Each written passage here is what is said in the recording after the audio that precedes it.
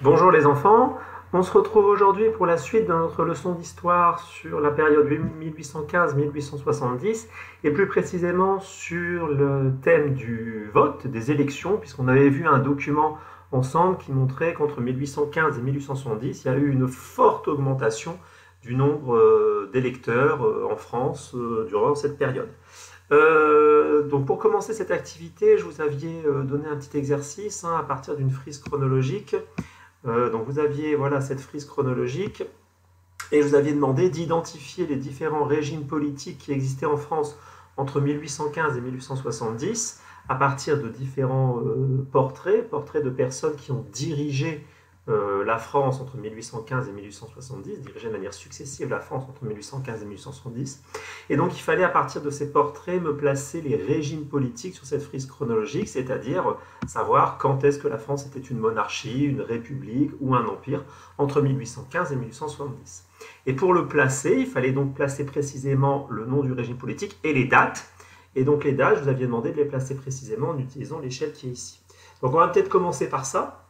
Donc aujourd'hui, pour pouvoir travailler, ce qu'il va vous falloir, c'est qu'il va falloir vous réimprimer, si c'est possible, cette frise chronologique. Parce que cette frise chronologique, elle va vous servir pour pouvoir noter votre leçon. Donc vous la réimprimez. Si vous ne pouvez pas, vous la refaites sur une feuille de papier.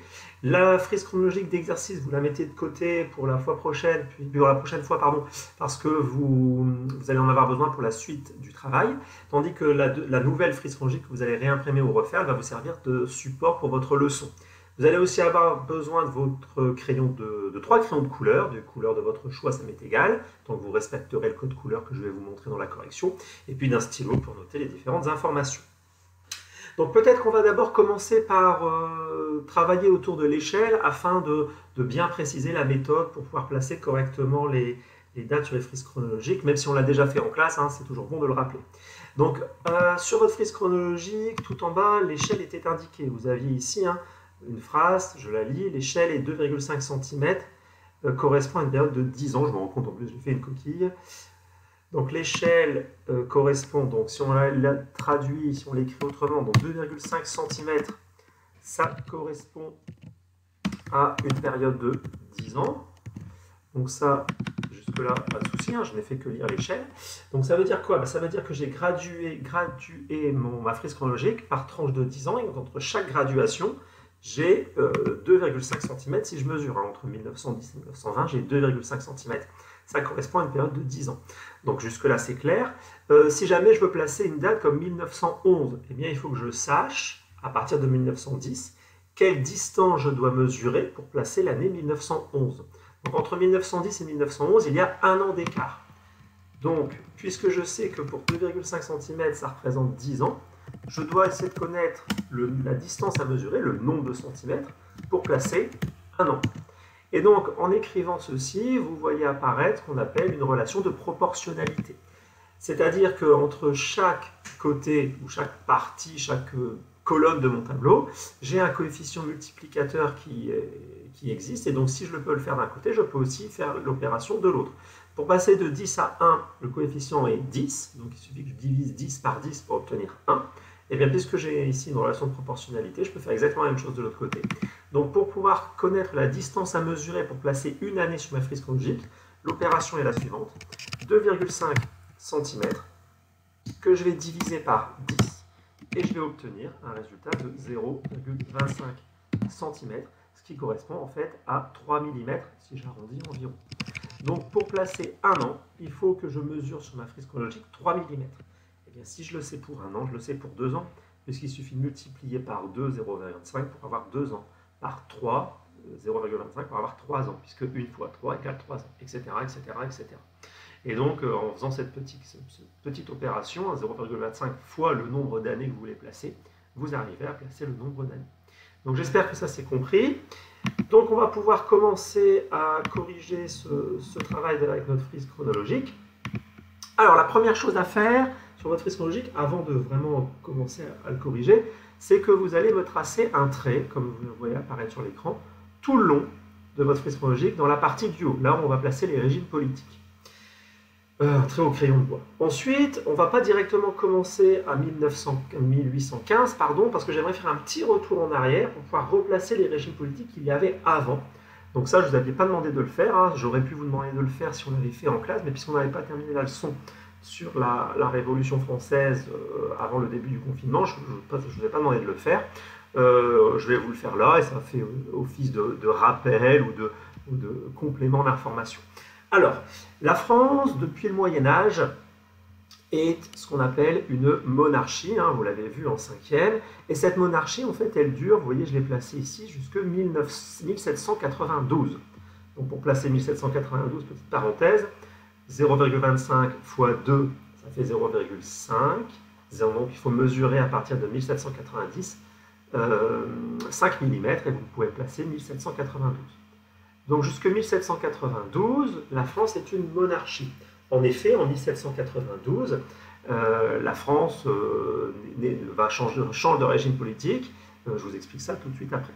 Alors, elle est une monarchie particulière. En effet, jusqu'en 1791, pour être précis, jusqu'au septembre 1791, pardon. Donc vous me placez 1791 à 3 mm de 1790. La France est ce qu'on appelle une monarchie absolue. Et depuis 1774, dirigée par le roi Louis XVI, on l'avait vu en classe. Monarchie absolue, c'est-à-dire que le roi détient tous les pouvoirs. Mais en septembre 1791, le roi s'est enfui, en juin 1791, pardon, le roi Louis XVI s'est enfui de France, on l'avait étudié en classe, et à partir du moment où la perte de confiance entre le roi et son peuple est un peu plus importante, et donc le roi va commencer à devoir partager le pouvoir à partir de septembre 1791 avec une assemblée qu'on appelle l'assemblée constituante. Et donc on est toujours une monarchie puisque le roi détient toujours le pouvoir, mais on est une monarchie jusqu'au septembre 1792 qu'on appelle constitutionnelle. Donc si jamais j'agrandis un petit peu, hein, vous le voyez ici, on est une monarchie constitutionnelle, donc dirigée par Louis XVI et une assemblée, donc peu importe le nom de cette assemblée. Donc on est toujours une monarchie jusqu'en 1792, jusqu'au septembre 1792, mais cette monarchie elle a évolué.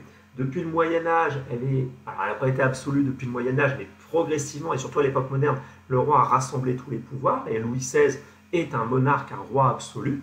Et en 1791, en septembre, le roi ne détient plus tous les pouvoirs, il est obligé de les partager avec une assemblée, l'assemblée constituante, et on parle donc de monarchie constitutionnelle, pardon. Et il y a toujours un roi, donc c'est pour ça qu'on est toujours dans le bleu, hein, j'ai colorié, vous pouvez mettre une autre couleur, ça m'est égal, mais coloriez bien cette partie en bleu, la partie monarchie, coloriez bien pardon, d'une couleur. On est toujours dans une monarchie, mais même si le roi n'a plus tous les pouvoirs. En septembre 1792, qu'est-ce qui se passe? Eh bien, l'on change de régime politique en France. La France devient une république en 1792 et jusqu'en 1804. Petite parenthèse, 1804 pour le placer, 4 fois 0,25 cm, ça fait 1 cm, donc vous mesurez 1 cm à partir de 1800 et vous pouvez le placer 1804. Donc la France devient une république. Qu'est-ce qui s'est passé? Eh bien, durant l'été 1792, Louis XVI, qui s'était enfui, avait été assigné en résidence, et durant l'été 1792, il appelle au secours sa famille, le frère de sa femme, l'empereur d'Autriche, et qui envoie une armée envahir la France. Et donc, quand on sait que Louis XVI est à l'origine de cette invasion de la France durant l'été 1792, eh bien, c'est très mal perçu par la population. Et l'Assemblée constituante, qui règne avec Louis XVI, décide de faire arrêter Louis XVI, de l'emprisonner, de le juger. Il sera jugé courant du mois de décembre 1792 et il sera condamné pour trahison et pour plein d'autres faits, hein, et condamné entre autres pour trahison et exécuté le 21 janvier 1793 par la guillotine. Hein, la tête sera décapitée le 21 janvier 1793. Donc à partir de son arrestation en septembre 1792, il n'y a plus de droit en France. Et puisqu'il n'y a plus de droit en France, on n'est plus une monarchie, et l'Assemblée constituante, pardon, qui partageait le pouvoir avec le roi, décide de changer de régime politique, on devient une république. Et donc ça signifie qu'il n'y a plus de roi, mais c'est une assemblée qui va prendre différents noms, hein, qui va s'appeler Convention nationale, qui va s'appeler ensuite Directoire, puis Consulat. Mais ce sont une assemblée de personnes élues qui vont diriger la France entre septembre 1792 et 1804. C'est ce qu'on peut noter en dessous. Hein. Et donc, comme c'est la première fois que la France devient une république, c'est ce qu'on appelle la première république. Et donc, je l'ai écrit, la France est dirigée par une assemblée. On continue en 1804. Eh bien, en 1804, à nouveau changement de régime. Un homme très important dans la dernière assemblée de la République, le consulat, qui s'appelle Napoléon Bonaparte, décide de se faire sacrer empereur le 2 décembre 1804. Et à partir du moment où il décide de se faire sacrer empereur, il change le régime politique. La France n'est plus une république, mais devient ce qu'on appelle un empire. Un empire. Jusque 1815, jusque la défaite de cet empereur Napoléon Bonaparte lors de la bataille de Waterloo en juin 1815. Et cet empire, comme c'est la première fois que la France prend officiellement le nom d'empire français, c'est ce qu'on appelle le premier empire, dirigé par Napoléon. Napoléon Ier, hein, c'est le premier à s'appeler Napoléon.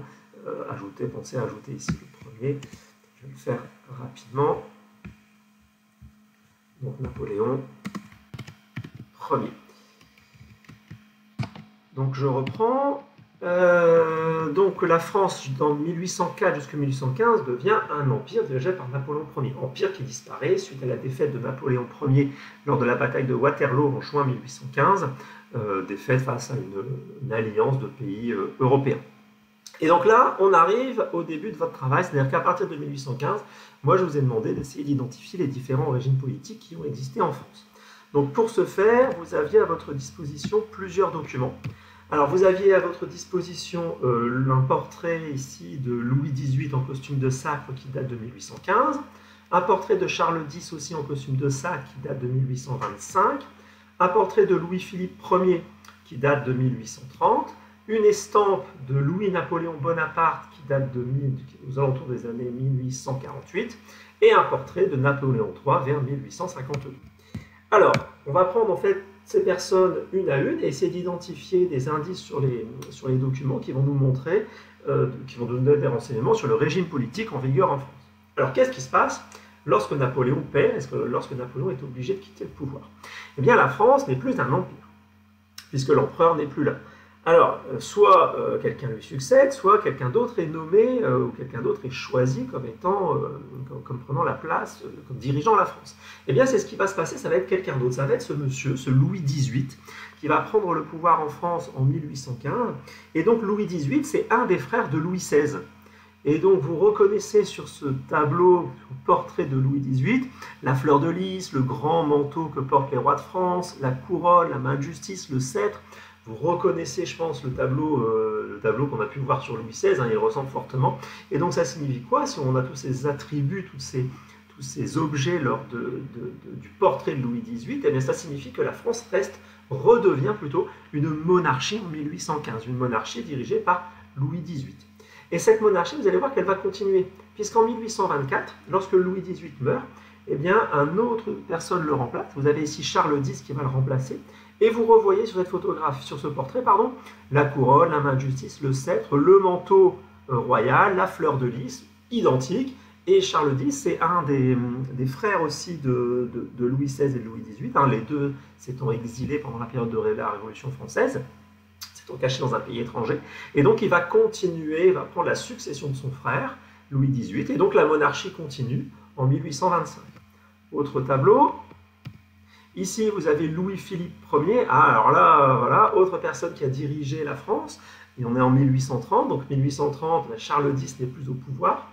Charles X a dû abdiquer en 1830, durant l'été 1830, suite à une révolution qui s'est passée les 27, 28 et 29 juillet 1830. Je ne reviens pas sur le détail de cette révolution, mais voilà, sachez qu'il a dû abdiquer, il a dû laisser tomber, entre guillemets, le pouvoir. Et il a été remplacé par Louis-Philippe Ier, qui est un de ses cousins, qui a été un cousin de Charles X. Alors, là, on n'a plus le manteau, on n'a plus la fleur de lys, mais vous voyez toujours la couronne qui est présente, la main de justice qui est présente. Et donc, on reste toujours dans une monarchie avec Louis-Philippe Ier. Monarchie qui va durer jusqu'en 1848.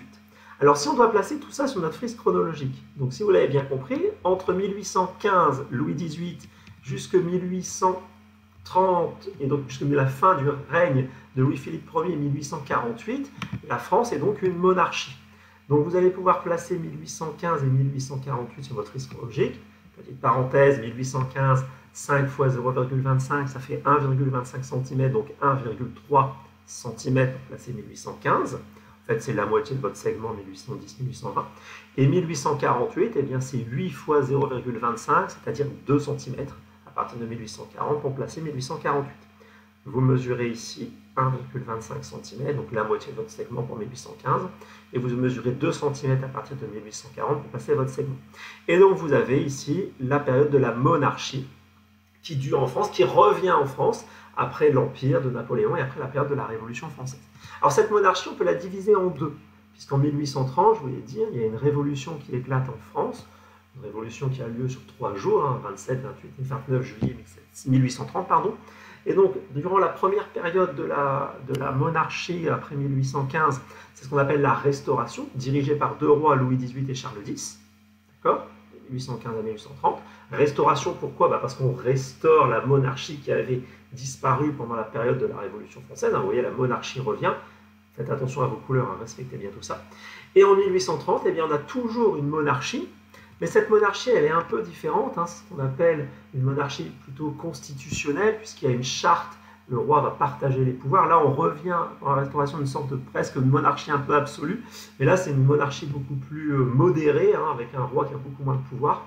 Ce qu'on appelle la monarchie de Juillet. Alors pourquoi Juillet? Parce que cette monarchie, elle est née durant la révolution du mois de juillet, des 27, 28 et 29 juillet 1830. Donc on appelle ça la monarchie de Juillet, dirigée par Louis-Philippe Ier.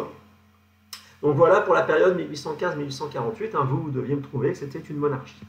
Qu'est-ce qui se passe ensuite en 1848? Eh bien, si je reprends les différentes personnes qui gouvernent, vous avez ici le document qui vous montre la nouvelle personne qui va gouverner en 1848 la France, qui s'appelle Louis-Napoléon Bonaparte, et vous voyez que c'est écrit sur cette estampe, représentant du peuple, président de la République française. Eh bien, ce Louis-Napoléon Bonaparte, en fait, se fait élire président de la République française en 1848, car au cours du mois de février 1848, une grande révolution éclate à nouveau à Paris, qui va obliger Louis-Philippe Ier à abdiquer, à abandonner le pouvoir et à s'exiler, à quitter la France.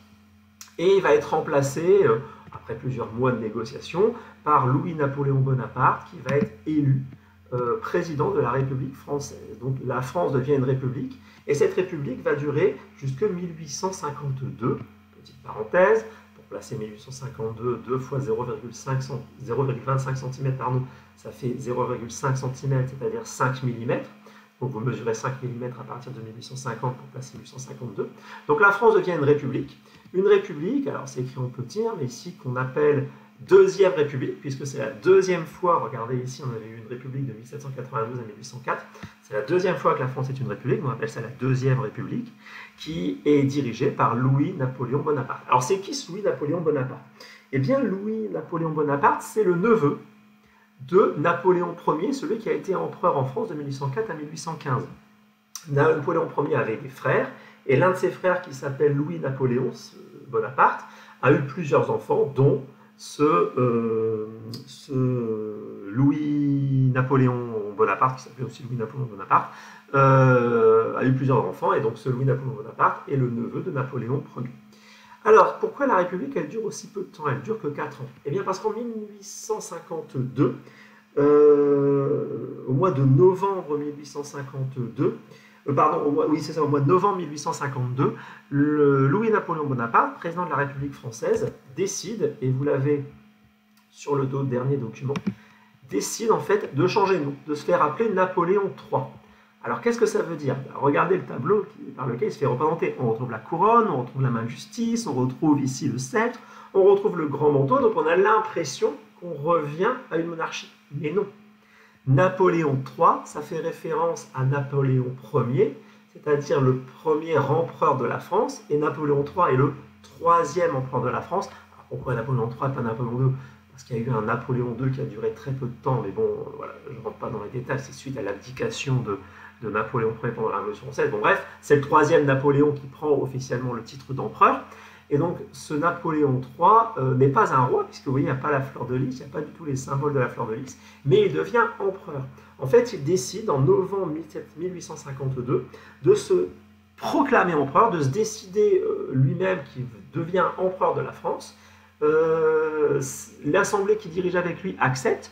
Et pour faire accepter ça aux Français, Louis-Napoléon Bonaparte, futur Napoléon III, décide de faire ce qu'on appelle un plébiscite. C'est-à-dire qu'il demande l'avis aux Français si le peuple est d'accord pour que la France change de régime politique et devienne un empire, et que lui prenne le nom de Napoléon III. Donc un plébiscite, c'est un vote où les Français doivent répondre par oui ou par non. Et lors de ce plébiscite, à 96%, les Français ont répondu oui, plébiscite qui a eu lieu à la fin du mois de novembre 1852. Et donc Napoléon III Louis-Napoléon Bonaparte devient Napoléon III et la France change de régime politique. Elle devient à nouveau un empire après avoir été une république durant 4 ans. Donc cet empire va durer de 1852 jusqu'à la fin de votre période, 1870. On appelle cet empire le Second Empire, dirigé par Napoléon III. Donc voilà, voilà la succession des régimes politiques. Donc vous, moi ce que j'attendais de vous, c'est que vous trouviez qu'il y avait une monarchie en France de 1815 à 1848, puis une courte république de 1848 à 1852, et un empire de 1852 à 1870. Voilà, tout ce qui était en dessous, je n'attendais pas que vous trouviez, c'est ce que j'ajoute comme complément d'information pour votre leçon. Pensez à bien noter tout ça, j'espère que tout est bien compris. Pensez à bien placer vos dates en respectant bien les échelles et les nombres de centimètres que je vous ai donnés, les distances à mesurer. Mettez bien les couleurs en respectant les monarchies de la même couleur, les périodes de république de la même couleur, les périodes d'empire de la même couleur. Et puis envoyez-moi tout ça en utilisant la messagerie de l'ONT comme vous en avez l'habitude. J'espère que tout est compris, je sais qu'il y a eu beaucoup de choses, je n'ai pas voulu rentrer trop dans les détails, mais voilà, j'espère que vous avez bien compris. L'idée c'était de montrer que la France a connu tous les régimes politiques, une succession de régimes politiques en une centaine d'années, entre 1780 et 1870, toute une série de régimes politiques et qui ont alterné, qui ont duré plus ou moins longtemps chacun, mais du moins la France a, entre guillemets, essayé tous les régimes politiques possibles entre 1780 et 1870. Donc voilà, notez bien tout ça et envoyez-moi ça par l'ENT comme vous en avez l'habitude. Travaillez bien, bon courage. À bientôt. Au revoir.